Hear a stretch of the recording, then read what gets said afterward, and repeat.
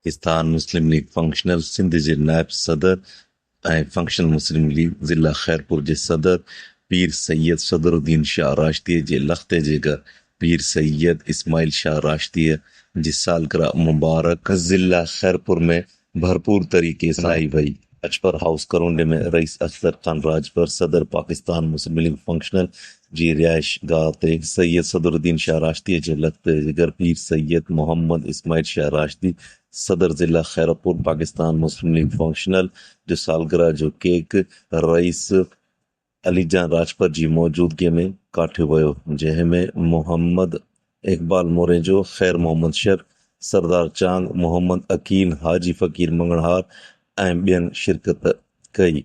सेठारजा में मुस्लिम league house Salim रज़ा सोलंकी जी रिहाइश गाह ते बालासिर ठारजा ते मल्हायो वियो, जंहिंमें तमाम अॻवान और जमात कारकुननि शिरकत कई। तालका सूबेदारो अॻवान अली रज़ा सहतो, फिदा हुसैन सहतो ऐं ॿियनि ॿी शख़्सियतूं गंबट, जंहिंमें पाकिस्तान मुस्लिम लीग फंक्शनल तालके गंबट नासिरुद्दीन अहमद फारूकी उर्फ मियां बशर ऐं अहमद फारूकी, दरदीप कुमार, मीर ज़ाहिद ॼामड़ो, गिलाल ऑर्गेनाइज़र गंबट, नजमुद्दीन ऐं ॿियनि शिरकत कई। खैरपुर हाउस बुरगड़ीअ में फंक्शनल मुस्लिम लीग सिंध काउंसिल जे मेंबर, म्यूनिसिपल कमेटी खैरपुर जे अपोज़िशन लीडर हाजी अब्दुल गनी फुलपोट्रो, तालका जनरल सेक्रेटरी अब्दुल जब्बार टगड़, तालका नायब सदर शाहनवाज फुलपोट्रो, तालका इंफॉर्मेशन सेक्रेटरी मेंबर ज़िला काउंसिल खैरपुर साबिर हुसैन महेसर, मेंबर ज़िला काउंसिल खैरपुर आसिफ पुनल सहतो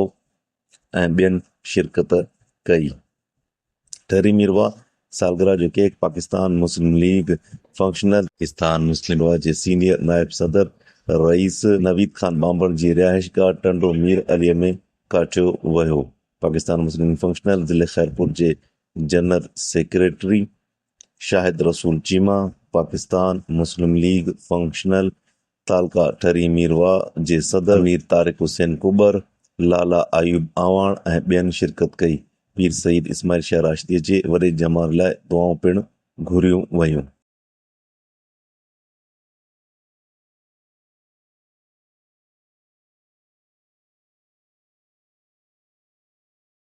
मुस्लिम लीग फंक्शनल सोबोद्रो तालका खां अलीजान लेडीज़ विंग के प्रेसिडेंट आहिनि ऐं मां जनरल सेक्रेटरी आहियां पाकिस्तान मुस्लिम लीग फंक्शनल तालका सोबोद्रो जे हवाले सां। अॼु असीं ऐं मौजूदु शख़्सियात कठे थिया आहियूं। 18 सेप्टेम्बर असांजे क़ाइद सैयद इस्माइल राशदी साईं जन जो जेको HPD आहे उन हवाले सां कठे थिया आहियूं ऐं इन्हनि दोस्तनि खे बि असां इनवाइट कयो आहे। वॾी महिरबानी।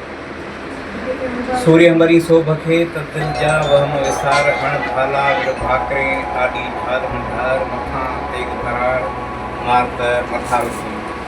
असां इंतिहाई मशहूरु आहियूं कदी शबाना जा, जंहिं ही साईं इस्माइल शाह जी जेका बर्थडे आहे ऐं उन्हनि दोस्तनि खे सॼे शहर जे मौजूदनि खे ऐं प्रोग्राम तरतीब ॾिनो आहे।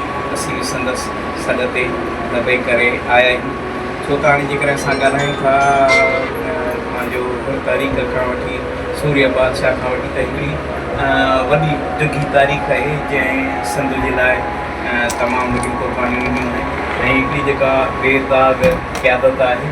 असीं उन्हनि जा जे लाइ रब खां दुआगो आहियूं, अलाह साईं संदन सिहत ऐं पंहिंजो हयाती सलामत रखे ऐं हू सिंधी ख़िदमत कंदा रहनि। साथ सलामत सही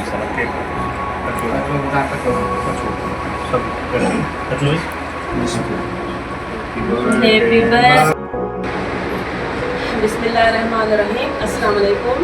जीअं त अॼु 18 सेप्टेम्बर ते असांजे क़ाइद साईं बाबा इस्माइल शाह राशदी जो अॼु जनम ॾींहुं आहे, जंहिंजे करे मां पंहिंजे भाइरनि खे सॾु कराए पंहिंजे हाउस ते हिकु नंढिड़ो केक घुराए करे असां पंहिंजो पाण में सेलिब्रेट कई आहे ऐं नंढिड़ो केक कटियूं था साईं बाबा इस्माइल शाह राशदी जे शान में। अल्लाह पाक उनखे वॾी उमिरि, वॾी ॼमार, वॾी हयाती अल्लाह साईं उनखे बख़्शे ॾींदो। Happy birthday to you. Happy birthday madam Shabana जा।